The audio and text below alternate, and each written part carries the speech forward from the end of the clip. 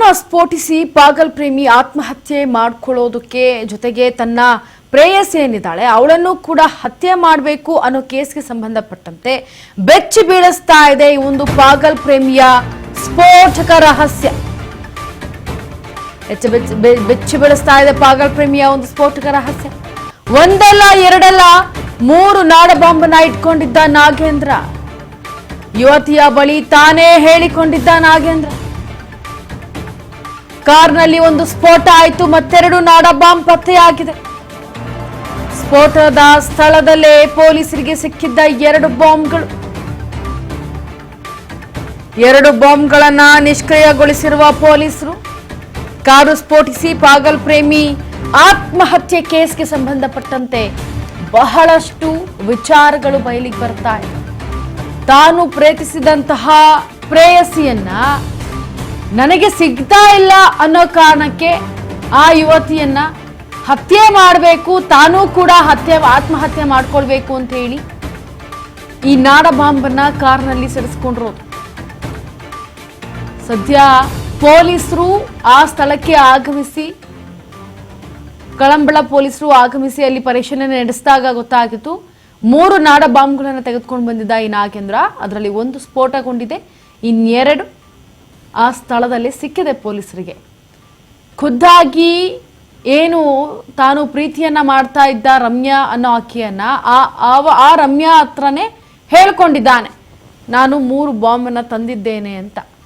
ಒಂದಲ್ಲ ಎರಡಲ್ಲ 3 ಬಾಂಬನ್ನ ಇಟ್ಕೊಂಡಿದ್ದೆ ಅಂತ ನಾಗೇಂದ್ರ ಯುವತಿ ಬಳಿ ಹೇಳ್ಕೊಂಡಿದ್ದಾನೆ. ಪೊಲೀಸರ ಸಮಯ ಪ್ರಜ್ಞೆಯಿಂದ ಉಳಿದಿದೆ 2 ಜೀವ. ಬೆಂಗಳೂರಿನಿಂದಲೇ ಯುವತಿಯ ಕಿಡ್ನಾಪ್ ಮಾಡಿದ್ದ ನಾಗೇಂದ್ರ. ಬೈರಸಂದ್ರದಿಂದ ಯುವತಿಯ ಕರೆದೊಯ್ದಿದ್ದ ಈ ಪಾಗಲ್ ಪ್ರೇಮಿ